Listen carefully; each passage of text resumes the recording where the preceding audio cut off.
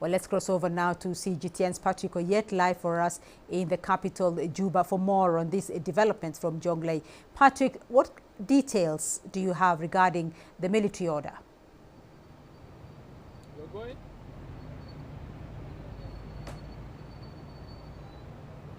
Beatrice, the military order is actually to several groups of people. Number one group is, of course, to the civilians that the army now says should leave areas controlled by the SPLM-IO, which is a group that is actually loyal, or is actually Riek Machar's army. Riek Machar, of course, is the is the first vice president who is under house arrest and in facing trial.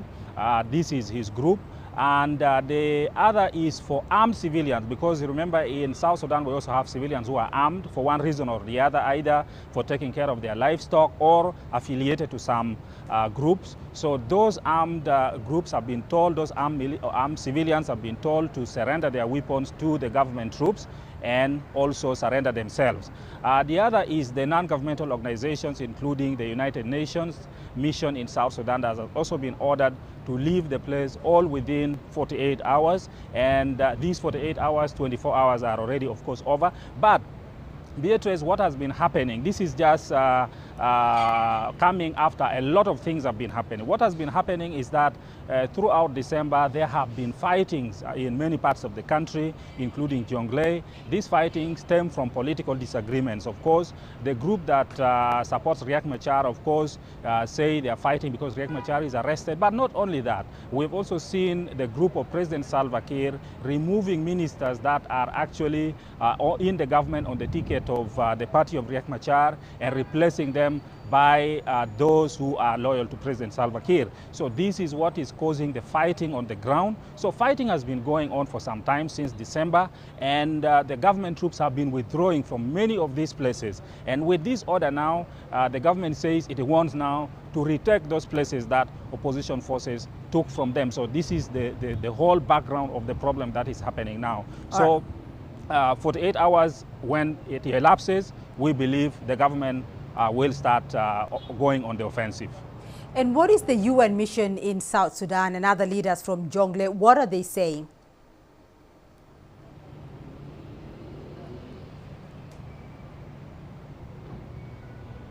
Well, the leaders from Jonglei have not yet come out to the public to really speak, except for the governor who, prior to this announcement, was making efforts, going to even places that were controlled by the SPLM-IO, including Akobo, which is one of the largest towns controlled by the SPLM-IO. He made effort, he went up to there and was calling for peace. He was calling for people to work together, whether coming from one political party or the other. Now, the United Nations mission in South Sudan, of course, has expressed concern, especially the United Nations Commission on Human Rights. It has said this move by the army is likely to drag the country back to war. It is likely to derail the peace process, and especially it says it is very much concerned about a statement made by the Deputy Chief of Defense Forces of the army here, the man in charge of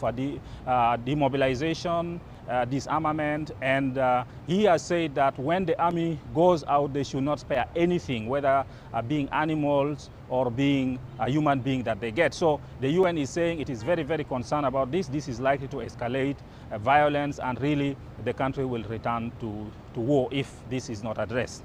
And Patrick, how have residents in Jonglei itself and across much of South Sudan, how have they responded to this ultimatum?